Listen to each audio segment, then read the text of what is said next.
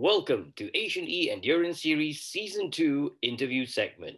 I'm your host, Zachary Moselle. Today, we'll be talking to Aleef Hamilton. For the benefit of our viewers, who is Aleef Hamilton? So who is Aleef Hamilton? He's just a kid. Just a kid from Singapore who loves racing, I started racing when I was 8, 9 years old. So that was back in 2007, when Formula One first came to Singapore, 2008, 2007. Always wanted to be a Formula One driver. I watched Lewis Hamilton, along the years, and yeah, that was my inspiration. But then, no, we didn't have any money, so the next best thing for us was sim racing. So that's where you hear this name. So that's the only reason that got you hooked on e-racing was the love of the sport, lah. Love of the sport, and as well as how accessible. I think back then it was Singtel was the main sponsor, right, for Formula One. That's how they made it very accessible for us kids, because they had this big simulator for adults, and they had small, tiny ones for children like me. So I was like really short, but I could still drive, So they made it accessible for everyone, and that really was the main reason why I got hooked onto it. If not, I would just be standing there watching the big guys. Yeah. Exactly. Interesting part was for the first 4 or 5 years, I didn't have a sim rig at home because I couldn't afford one. So the only opportunity I had was to go to road shows around Singapore during the Singapore GP F1 lah. Mm-hmm. So that was my only opportunity to go to these events and have my hands on an actual sim and practice. So that was a good motivation for me.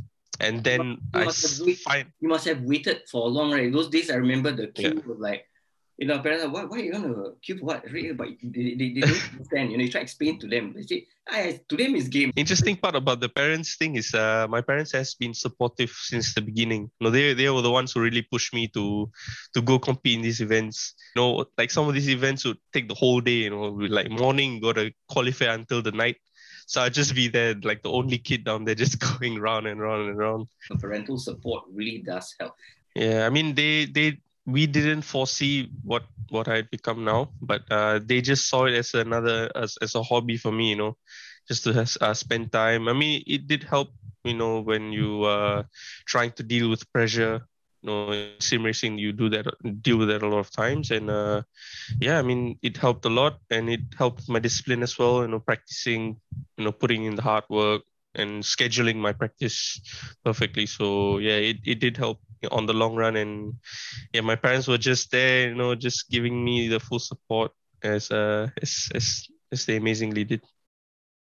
A lot of the young kids, they learn about time management, using the time. And I think that's something that's very hard to teach. And at a young age, if you say, I want something, I manage my time, right? I remember Dylan Tan, same thing. He's really focused. He's amazing. Yeah, he's amazing.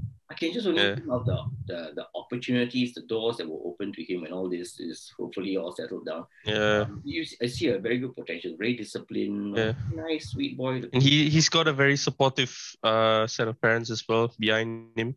And yeah, it's great to see. He's 12 years old this year, and he's putting in crazy performances, which is very, very nice to see. And I mean, especially when I race against him, he's like very, very disciplined, knows where to put his car. It's really good to see. We've got a good future for Singaporean sim racing. Okay, let's move on to the next question. Now, how did you find out about AeES? Yeah, I mean, heard it from Jason, really. He's the one who really encouraged me to join, because it's a very different competition format to the other tournaments, because the others are more focused on sprint racing and 15-minute races, that kind of stuff. But you have this 30 minutes, which can be taxing. But that was the challenge, for me. And hearing that it's going to be on the touring cars, which are front-wheel drive cars. And I mean, I haven't driven that properly in competitions yet. So I took it as a challenge for me to learn about the car. And that's what you saw in race 3 when I finally got to grips with the car, what we could extract with it. Tell me about how would you rate your overall performance in round one? In round one, you came in fourth. In round two and three, you clinched the second position. Now, I would take it that round one is because you are testing the vehicle, right? Because still finding the limits with the car. And then round 2 was a bit better. Could have been better because I still made a few mistakes, but then round 3 was where really we pushed on. So where do you see ERacing from now, right? Would you think it will evolve even more with now that everybody says that the pandemic is here to stay? It's like your neighbor, no? But yeah, exactly. I mean, it's gonna be there. I think ERacing because it's first thing, it's so realistic now in how close to real life it is. Second thing is how accessible it is. Like I mentioned earlier, anyone could just hop on a sim or get a sim for $300-400 and you're in AeES, that kind of stuff. You know, you don't need to pay $4,000-5,000 worth of entry fee, and so it's very very accessible for everyone. And I see it. It's just gonna keep growing. You know, the market's just gonna keep growing, and especially in Europe, you know, you see a lot of different got real drivers, you know, coming into the sim world, and they are just loving how it is, how realistic everything is. So yeah, it's very exciting times for sim racing, and yeah, just glad to be part of it.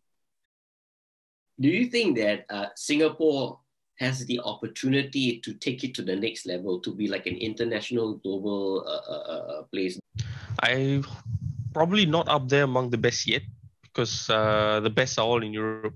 So, but we are slowly climbing, you know. But with the amount of drivers growing in our country, but yeah, I mean, you still have the balance in Singapore where you have work and you have your hobby in sim racing. So it will be a bit of a tough barrier to break for us to be able to move to the next level. But I have full faith in Singapore, you know, to move on. I mean, we have the Olympics going on right now, the virtual Olympics, which I'm trying to qualify in. So if you have a Singaporean in there, it's gonna be crazy, you know. So yeah, I mean, we could just wait and find out really to see where Singapore ends up. So if say this pandemic kind of like dies down and everything becomes normal, when do you think that e-racing will still be sought after as compared to actual racing? Why not? I mean, I don't see any reason why it won't be less or it will be less sought after. I feel like the demand will still be there because just purely how there is already a community and how good the racing is. I mean, you can see from AeES how close everyone is. You've got 30, 40 car grids, which is crazy to see in real life. And these drivers who are in there, they don't have to pay for tires, they don't have to pay for fuel, they don't have to care about any sort of damage. If they crash, they just restart. And that's the beauty of it, you know? And yeah, I don't see it dropping off. Hopefully it won't drop off. You never know, but I always have faith for sim racing that it will keep growing and will keep attracting, like you said, the younger generation want to experience what racing is all about, but they don't really have the funds for it. Sim racing will invite them with open arms. Let's just say that. Thank you so much, Aleef, for your time. No, and yeah, we'll see you in round 3. But I think you will see all the stress faces when they get yeah, and the car they're going to drive. Can't wait. All right, thank you so much for your time. I'll hope to see you and talk to you more in the future, in the next time, wherever you're racing and you're being, stay safe and stay healthy. All right. Thanks, man. Same to you. Thank you. Will do.